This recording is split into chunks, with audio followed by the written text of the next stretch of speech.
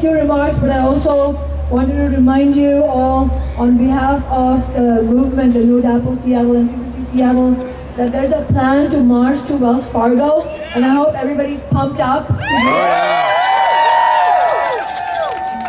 I really wanted to congratulate everybody who has fought this far, the No-DAPL Seattle movement, 350 Seattle, all the people who went to Standing Rock, young and old, who have fought on the front lines. Here in Seattle especially, acknowledgements to Matt, Millie, Rebecca, Rachel, Alec, Emily, many whose names I could not take because it would take so long. That's how powerful this movement is. There are so many people who are giving courageous leadership to this movement. I also wanted to remark on how it's important and it's fantastic that our movements on various issues are coalescing, because we recognize that an injury to one is an injury to all. So we stand here with a united voice of the 99%, of indigenous people, of environmental activists, of black and brown people, of Asian and other people from all nationalities. Those of us who fought and continue to fight against the police bunker. Those of us who have fought and continue to fight against the new youth jail. Those of us who have fought and continue to fight for decent living standards for all workers and for women's rights. Yes.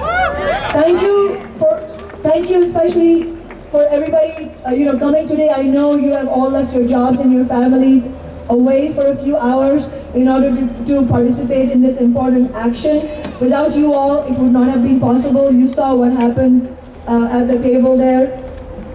I also wanted to acknowledge the solidarity that our movement in Seattle has received from Sean King and the Injustice Boycott movement. I really especially appreciate the Injustice Boycott movement sending a spokesperson to public comment in our chambers to speak in favor of this legislation. And if Sean King and the Injustice Boycott movement are watching today, thank you so much. And as our message that was delivered by the 10,000 people at the airport action, our message was, Trump is banned from Seattle.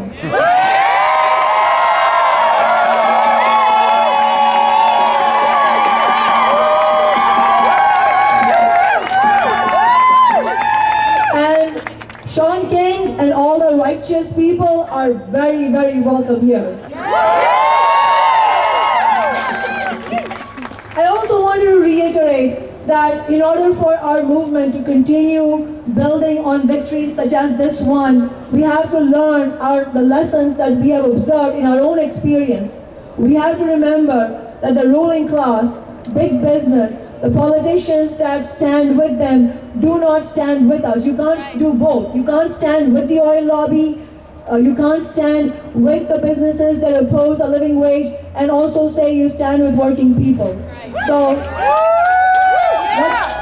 let's make it clear to all our sisters and brothers, everybody, all the activists in our movement, that our movement correctly recognizes that in order to fight Trump, what we need is a united, massive social movement of the 99%, a movement that is combative, a movement that is based on the needs of the working class, the needs of working people of all races and ethnicities and national origin, and the needs of our planet.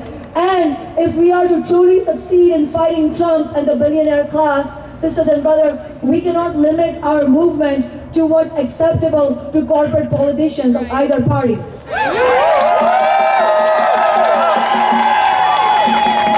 And if the resistance that you saw today at the table for even the simplest of language to recognize the work of the movement is any indication, our fight will be long and hard, and the only thing that stands with us is our solidarity among the 99% and a clarity of who's not with us.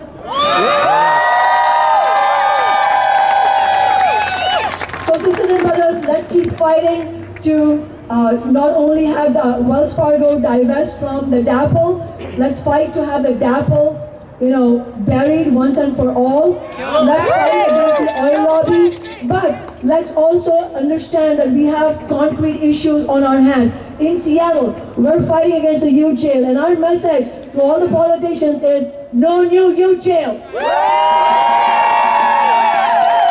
Say it loud, say it clear. We don't want your youth jail here. Say it loud, say it clear. We don't want your youth jail here. Say it loud, say it clear. We don't want your youth jail here.